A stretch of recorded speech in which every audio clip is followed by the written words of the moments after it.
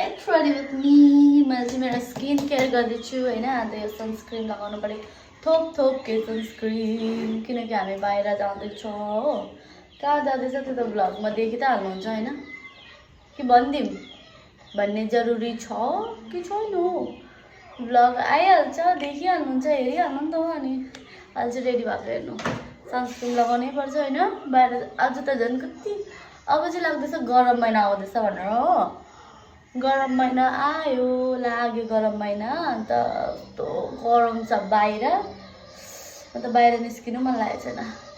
हाम्रो रुम चाहिँ ठन्डा छ होइन, तर बाहिर चाहिँ यस्तो गरम छ कि बाहिर निस्किनु मन लागेको छैन। तर पनि के गर्नु होइन, जानुपर्छ।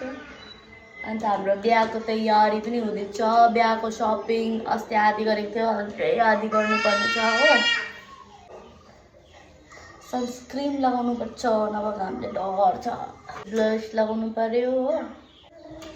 डेमा बाहिर जाँदैछ नि त। माइ गड, यता कति बिन्ती भयो त।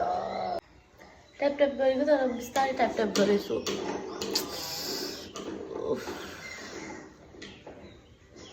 हल्का आँखाको माथि लगाउनु पर्छ, त्यसपछि चाहिँ मस्कारा।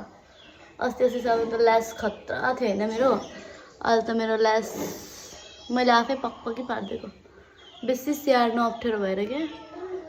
पुरा त्यो एक्सटेन्सन गरेपछि स्याहार्नु पर्यो हो। अन्त म हो 2-3 चोटि त म फेस वास गर्छु। मेरो लाइन बन्नेको होइन रहेछ एक्सटेन्सन। त्यसपछि मेरो फेभरेट लिप कम्बो, थाहा भएकै कुरा होइन। भन्नुहोस् के काम छ भने। ठिकै छ होइन। अब कपाल बनाउँछु।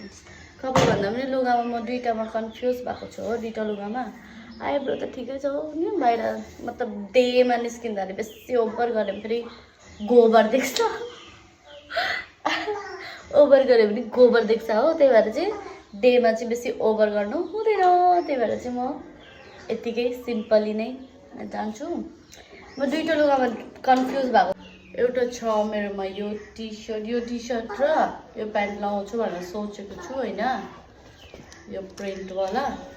अन्त सेकेन्ड नम्बरमा चाहिँ यो घाम कति छ, मलाई लगाउनु मन लाग्दैन लङ मतलब प्यान्टहरू होइन।